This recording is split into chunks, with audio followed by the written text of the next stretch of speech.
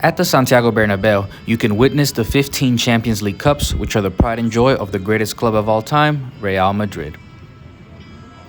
Their European glory dates all the way back to the mid-1900s, where they won the first 5 European Cups from 1955 to 1960, beating Stade de Reims for the first 4-3, then beating Fiorentina 2-0 for their second, 3-2 against Milan for their third, Stade de Reims once again 2-0 for the fourth, and finally Frankfurt for their 5th Champions League in a row.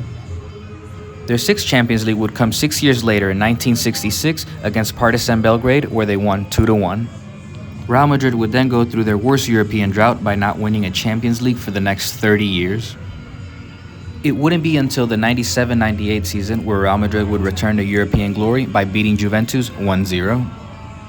Then in quick succession, in 2000, they would go on to win it against Valencia 3-0 in what would be the first Champions League final between two clubs of the same country, and then again in 2002 when they beat Bayern Leverkusen 2-1, where Zinedine Zidane scored that amazing volley.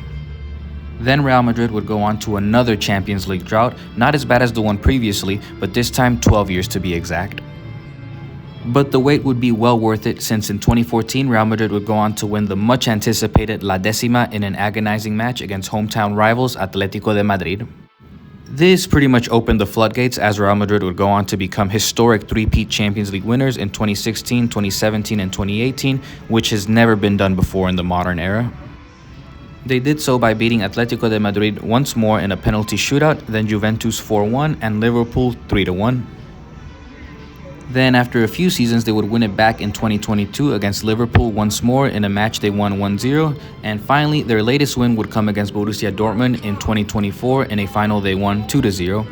Here you can see a tribute to their latest win with Jude Bellingham's signed match-worn jersey, as well as the signed match ball and his signature Adidas Predator boots.